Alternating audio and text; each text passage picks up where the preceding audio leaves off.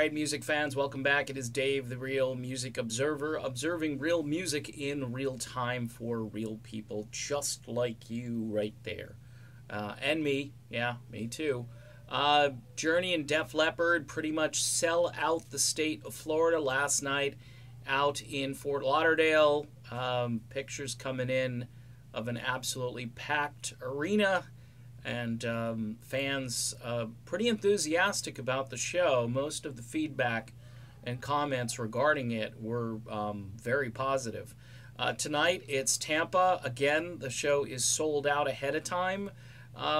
This really signals to, I think, the music industry in general. Eddie Trunk mentioned it, and a few other folks have commented on the fact that rock is not dead.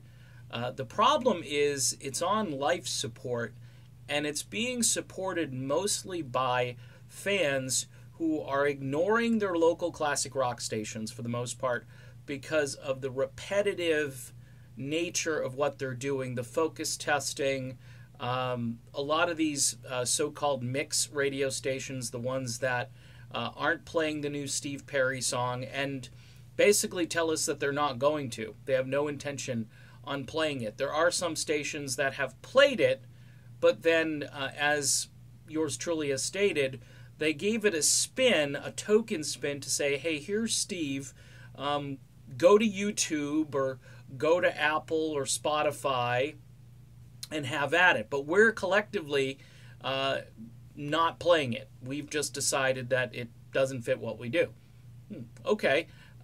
It's bizarre, and it's bizarre. It's one of the reasons why, Def Leppard and Journey don't churn out albums, because they're not going to get a whole lot of airplay when new music comes out. Now, I've been told over in Great Britain and in other places on this planet that new music by older bands often gets added to playlists and rotations, which to me is the way it should be here in the States.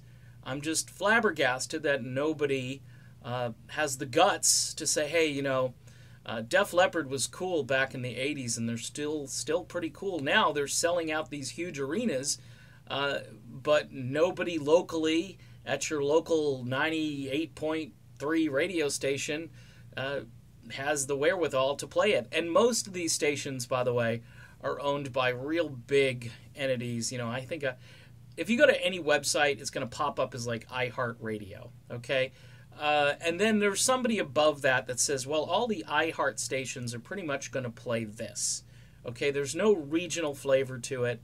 You really need an independently owned and operated radio station these days to shake things up.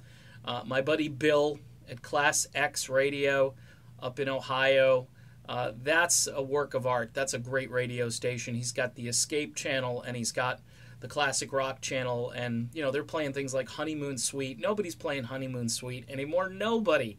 I mean, it's just pathetic where this stuff is going.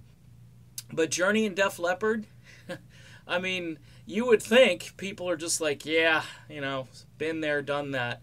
People want to go see it. Number one, because this could be the last go-around for Journey in their current form, their current lineup. Def Leppard, Joe Elliott still sounds great, but they've signaled that they may not, be touring as hard. But I don't know. I would if I were them. They seem to get along well with one another, and Joe Elliott, I think, sounds very good singing these old tracks and some of the newer songs that they've come out with, too. The state of rock and roll, I mean, we're keeping it alive. We're not getting much help, and it's kind of tragic, but I've been talking about this for a while, and I ain't going to stop. All right, done with this video. Be back with more soon. Stay tuned.